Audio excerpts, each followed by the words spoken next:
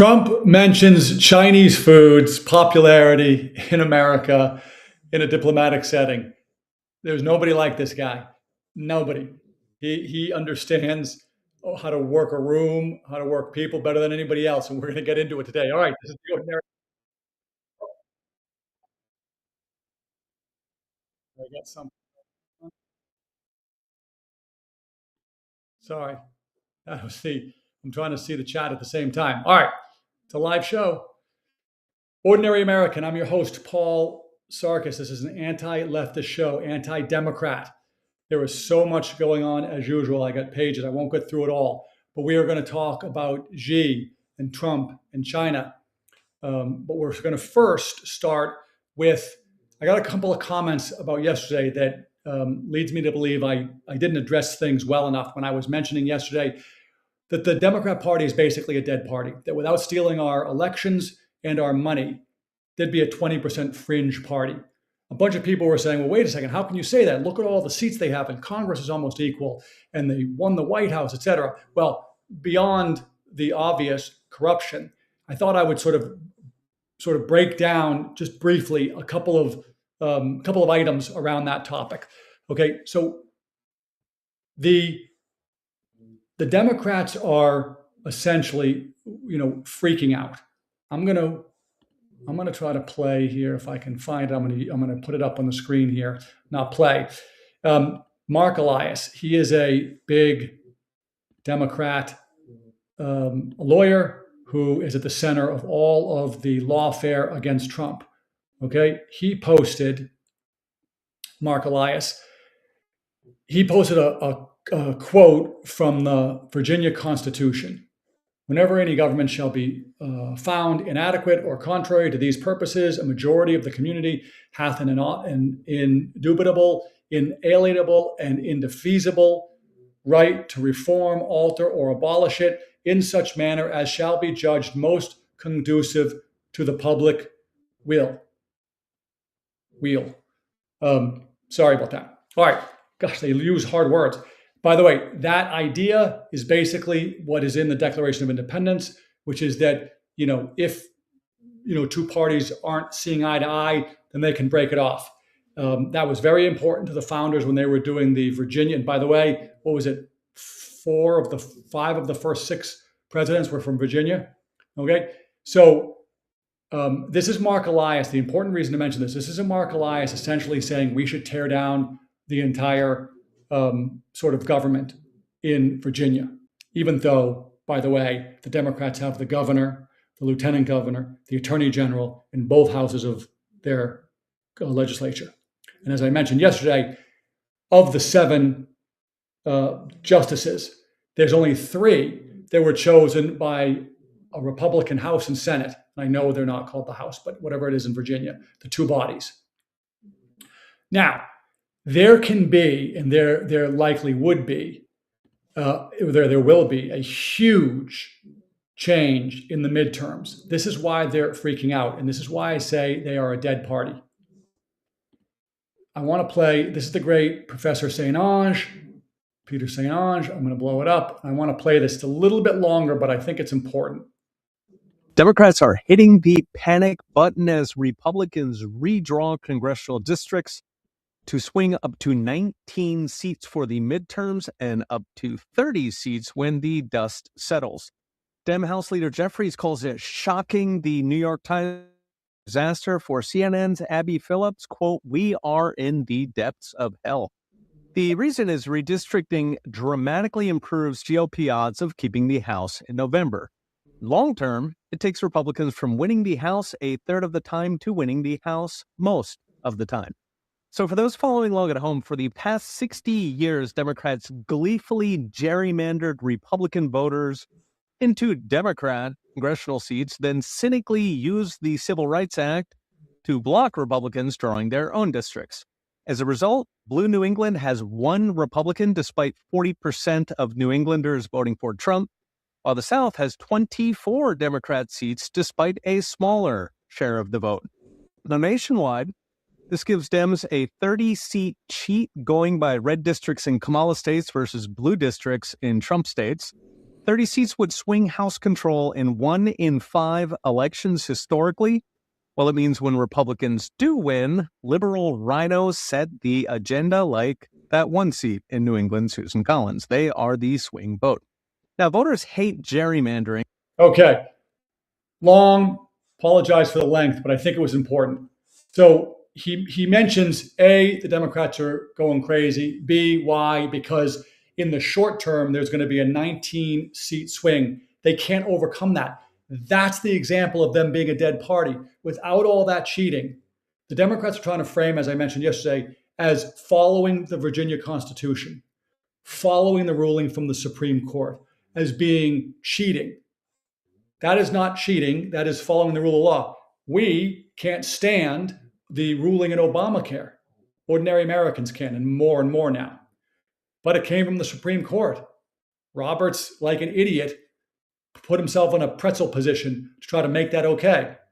But until there's another law, that's that.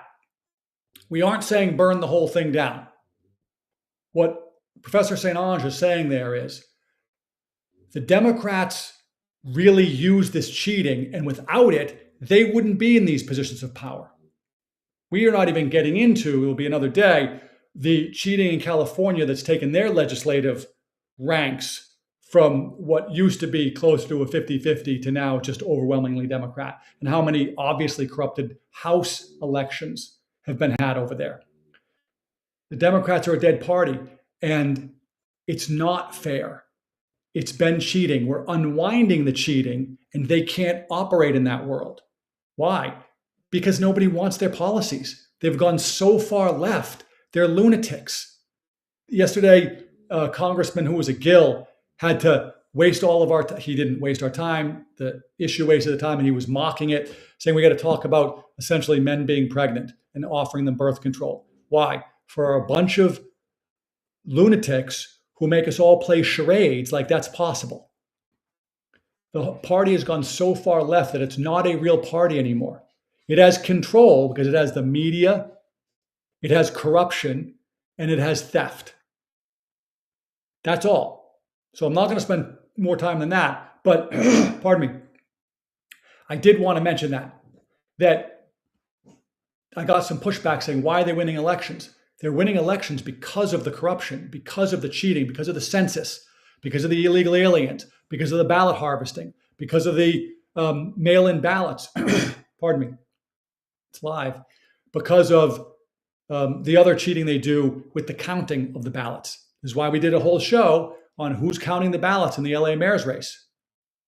All right, we're going to transition to the LA mayor's race just quickly because there was something interesting that happened yesterday. I don't actually think I have any of the video pulled up, so I won't be able to play it. But here was the issue.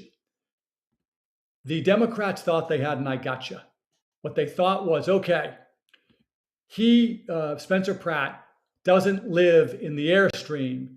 He lives in a hotel. And they thought for sure, I gotcha. And they sent TMZ out to try to get an I gotcha on camera. Now you can watch that interview. It's like 7 minutes long. It's worth it. And then go to Spencer Pratt's X account. It's in my thread, The Ord American on the X, The Ord American. And you'll see that he plays an older clip, a few years older, during the fires, not years, a year or so older, from that lead guy from TMZ, who you'll recognize if you've ever watched TMZ, complaining about how awful Bass is. And then you contrast that with TMZ doing the Democrats' bidding, trying to get Pratt, I think, to say, I don't live in the RV. Why does that matter? Because I think what they want to do is they want to run into court and try to get him removed from the ballot. Again, they can't win on the issues for almost any race. Why? Nobody wants the issues. The issues in LA, this is why this mayor's race, why a mayor's race down at the lowest level, not the lowest level, but a lower level, is so important and so clear. At that level, this is how the policies affect people. Drug addicts, human poop on the streets.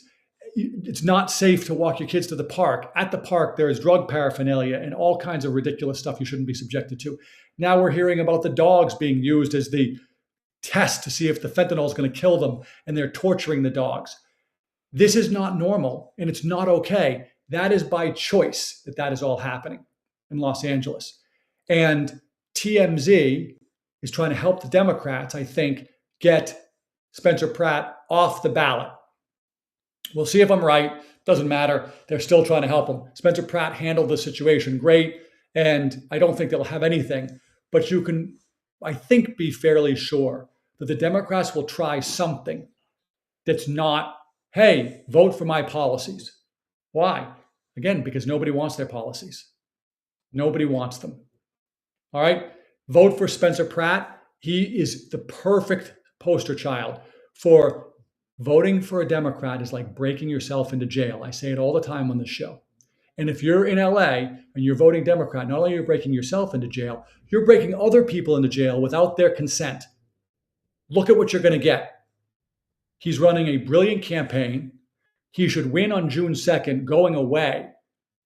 I mean, I'm not there anymore. I used to live there. I can tell you, parenting moms and dogs are two massive issues in LA. Not like anything else I've seen. The dog world, dog parks in LA get too busy. Treating dogs poorly, which is exactly what's happening. The dogs are being tortured. That is a major issue. Going to parks. Parks are so important in LA. They are jammed because people want to be outside and they want to let their kids have some freedom and to play. And Spencer Pratt is picking up on this and running on these issues. And by the way, the Democrats are giving them these issues. All the Democrats had to do in California is not be completely out to lunch.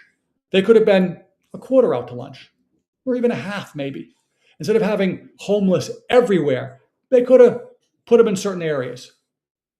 Okay, instead of letting them do drugs everywhere, they could have put away a couple of the drug addicts. They can't help themselves. Okay, anyways, Spencer Pratt for mayor. All right, let's go to Xi. Trump landed yesterday morning. I think they're 12 hours ahead over there. So it's 6 in the morning here, it's 6 in the night there. And we were getting pictures of the arrival. I don't have that, but I'm going to describe it. What he arrived to was a massive and unbelievably respectful and awesome welcome. I highly recommend you watch it. You don't have to watch it for long. But I think it's the great Mays Moore. He has a contrast between what Obama got and what Trump gets. Obama came off the tail end and the back of the plane, like the rear end, and Trump got off on the regular staircase, just to give you an indication. Okay? There is massive respect. Why? All right.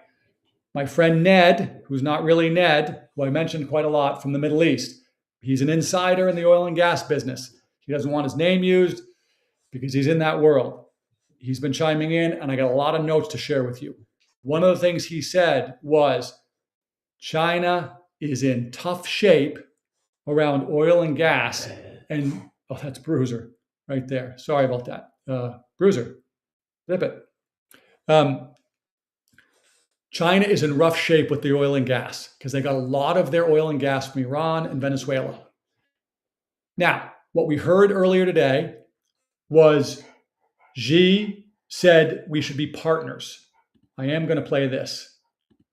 I want everybody to see. All right, here it is. This is a translation, obviously, but it's him saying this in person with all the other diplomats, etc. Here we go. And a stable bilateral relationship is good for the world. China and the United States both stand to gain from cooperation and lose from confrontation. We should be partners, not rivals. We should help each other succeed and prosper together and find the right way for major countries to get along well with each other in the new era. Mr. President, I look forward to our discussions on major... That's what I wanted you to hear. All right? That is Xi opening it up saying, yeah, let's work together. Now, what that doesn't mean is that they're best pals and they're on our team. It does not mean that. The world is not that simple. What Trump does that we've never seen before is he's able to hold these two things. China is a major threat to us, major, and we have to work with them. Trump is able to handle both of those things. You hear Trump talk about Xi. He's respected by his people. He's a great leader. He wants the best for the Chinese people because he knows what he's doing. He is trying to build him up because he needs to make deals. But Xi is also needing to make deals. And so both groups, and by the way, you don't get to Xi's position if you don't know how to work their system. So he is a serious and competent leader and diplomat. He may not be our kind of leader because he's a communist, okay? And he might be killing his opposition because you can do that in those societies, but he's still a formidable foe. So what this doesn't mean when I say China really needs help from us is that they're on their knees, they have no resources, they have no leverage, and we have everything.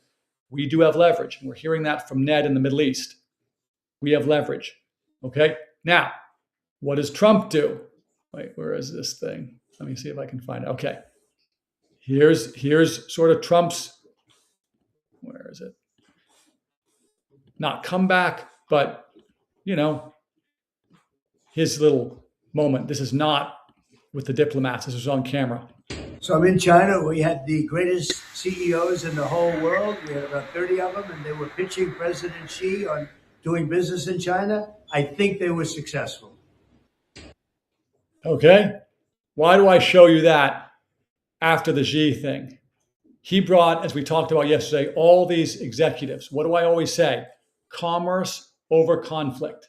He brings these executives over there and says, we can work things out. We want things from you. You want things from us. I'm going to get back to Ned's list in a second. But he says, I think they were successful. That sounds sarcastic, meaning he knows they were successful. So those companies are likely to make announcements over the next weeks and months based on whatever the deals are they're doing. But to see what Trump is doing, he's able to hold all these things. They are a big threat to us. They would not be Iran. They would not be Venezuela. Okay? China is different. Now, they may not be the foe that we build them up to be, but they could change our life forever in the bad way. Trump understands this better than anybody. He also understands, I got to find this, he understands humor. Okay? Oh yeah, here it is. He understands humor. Now, look at this. There is nobody like him. He is the GOAT, man. Watch this. Say, just as many Chinese now love basketball and blue jeans, Chinese restaurants in America today outnumber the 5 largest fast food chains in the United States, all combined. That's a pretty big statement. All right, Chinese restaurants, obviously at a serious podium, a serious speech. He knows how to bring in the comic and the real. This is why I say the midterms are not going to go the way everybody thinks they're going to go, because he's not like anyone who's ever come before him. I think he's amazing. I think he's doing great things to help America and the world. You don't have to like him to vote for him. You don't have to like him to understand that you're safer with him being president. Okay? All right. Now, I want to play this piece. There's actually, I didn't find it, but there's a more current piece than this. But I want, this is important. It gives us some idea of what's happening there and what are the state level deals. Okay, let's listen to this. Right, Ainsley? Well, that's what you're hearing from Sean? Yeah, so I talked to Sean this morning because it's easy. They're 12 hours ahead. So it's 6 o'clock in the morning here. It's 6 p.m. there. So they're getting ready for the state dinner. You see Dina Powell there on the left. You see Marco Rubio. We saw Scott Bessent. So I talked to Sean this morning, and he just finished interviewing President Trump, and that's going to air fully on his show tonight. But I said, what were the takeaways? And he said that President Xi will help with Iran. He said, quote, whatever Trump needs, committed to buy U.S. soybeans, more oil, LNG, which is the liquefied natural gas, and other energy. He agreed to buy 200 jets of the 737 MAX jets from Boeing. He said 200. Originally, it was 500. He surprised Xi, and he invited the president of China to go and meet with all of our U.S. CEOs, Lauren. And then we saw that. Okay, we saw that they were meeting with them. All right. She downplayed this. I brought this up a few weeks ago. They did what I think is going to amount to a major oil and gas deal. Why is that important? Because China needs oil and gas right now because the Straits of Hormuz, I think it's 20% of their energy comes from there. 20% is a big deal. 20% is a major deal. So what is Trump doing? He isn't squeezing him, which he could do. He's saying, come to America. We'll give you all the oil and gas you want, which is, listen, I say this every so often. I just filled up. I'm pointing towards the gas station here. $4.29 sucks. It's way too high. Not too many weeks ago, I was paying $2.19. That is a major problem and a major factor in the inflation going up. But I believe it's short term, okay? And if there's a trade-off, if there's a hedge, it's that the world is coming to America to buy the oil and gas here, which means that our oil and gas industry is flourishing, which means what? When a commodities price goes up, exploration and development goes up. So it's skyrocketing. Not only are our companies making huge profits, which is good for America, good for the workforce, but it's good for exploration, which means more later. Okay? It sucks in the interim. I don't like it, but I'm trying to look at the hedges here. Okay? So go back to Ned in the Middle East. Here was Ned's opinion. His opinion was he doesn't think Trump is all that anxious to resolve the situation in Iran because the oil and gas companies are making a ton of money. And he knows that when he resolves it, that price is going to come down. And what Trump really wants is he wants that price to come way down. He wants he wants gas in the States to be $1. But he's not an idiot. He knows that's harder on the oil and gas companies. So he wants them to make hay while they can. He also thinks that for this partnership and the relationships that are being built between the Middle East and the Middle East countries, we'll come back to that, but in America, say it bluntly, a good conflict where you're on the same side can build a relationship. It can take a 10-year relationship build and truncate it into a few years. Maybe not 10 years, but maybe it's like a 4-year relationship and truncate it into a few months. So there's positives to it. It's also helpful that we get China to get on board with some of these things, that they feel this hurt so that they understand that they're not necessarily in the position of all the leverage. It's not that we have 100% of the leverage, but it's a sort of an awakening. Hey, look, China, you don't have it all. Itchy ear. All right. So Ned's point of view is don't rush to think that Trump is really willing to stop this Middle East crisis right away, that he might want it to go on for a little while. Now, he also says, but the Gulf countries are going to get a little, sideways at a certain point. They want Iran gone. They think that's great. Iran was the kid that ruined all the basketball games and the kid that always did the wrong thing and the kid that just ruined everything at the playground. So they're grateful that they're getting rid of it. But they still want to get back to business. So it's this fine line between maybe keep it going or resolve it, and maybe not too fast, but not too long either. The second thing he said was the Abraham Accords. He said he expects the GCC, which is, I used to know this, Oman, Bahrain, Saudi, UAE, there's somebody else in there. They're all going to sign on to the Abraham Accords. That's what he thinks. And then he said that the list is going to grow even further than the GCC and start to encompass much more of all of the countries there. Again, pointing out that for all those people who don't think that Trump has a plan, he's got a plan and it's itchy nose, and it's playing out. This is from a Middle East insider. The Abraham Accords, which are the Middle East countries partnering with Israel. He's bringing everybody together. I think he's also saying, I got to double check with him. I think he's also saying that the Palestinians were not the favorite either.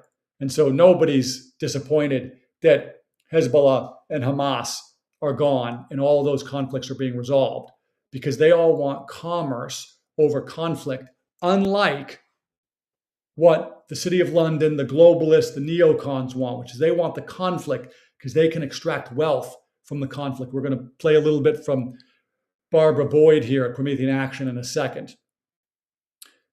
So Xi and Trump are making things happen.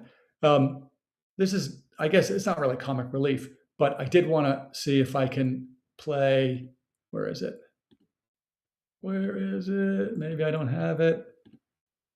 No, I don't have it. I thought I had it. Oh, there it is. Okay.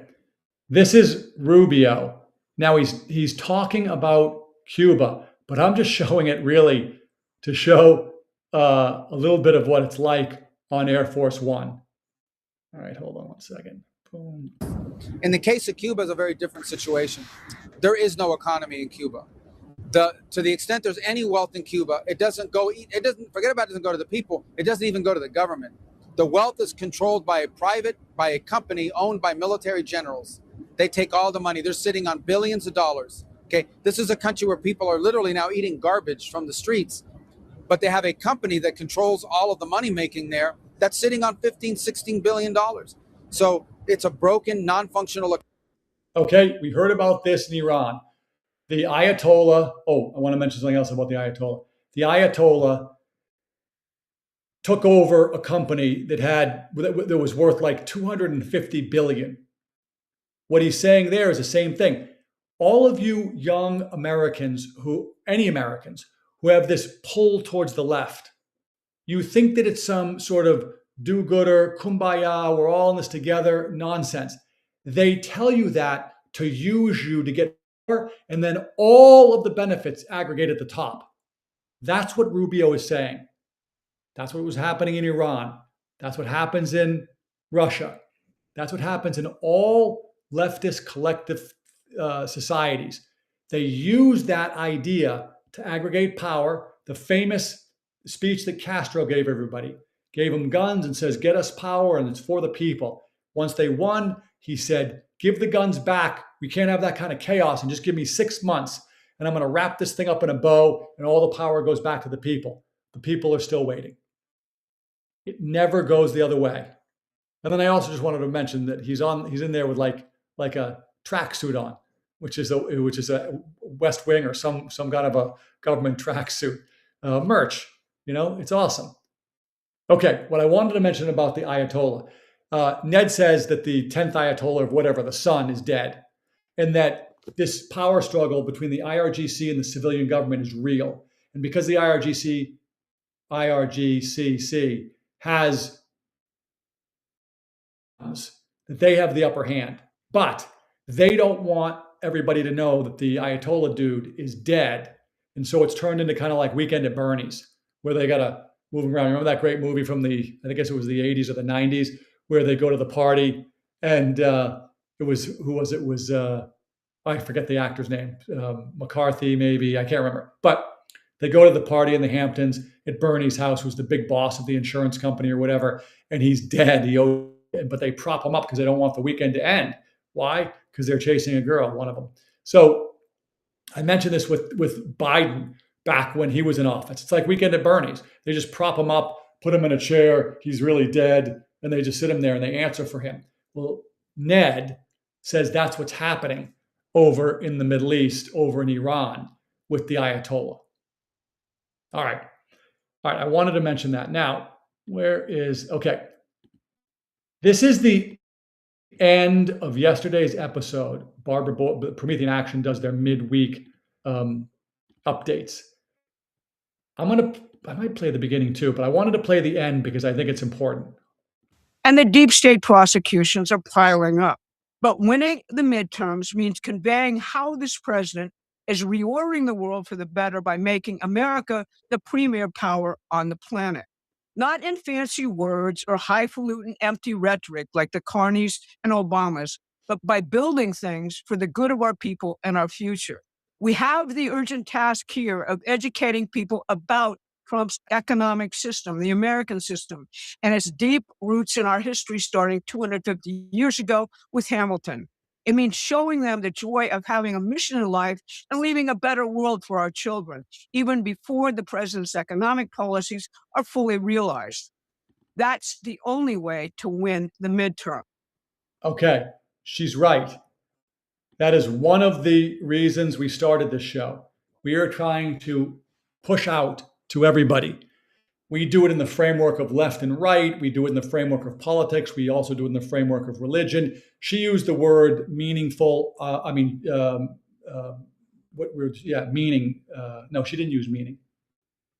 Anyways, what she's talking about there is, how do you have a meaningful life? How do you have a life that's more than just get up and go to work and pay your bills and move on?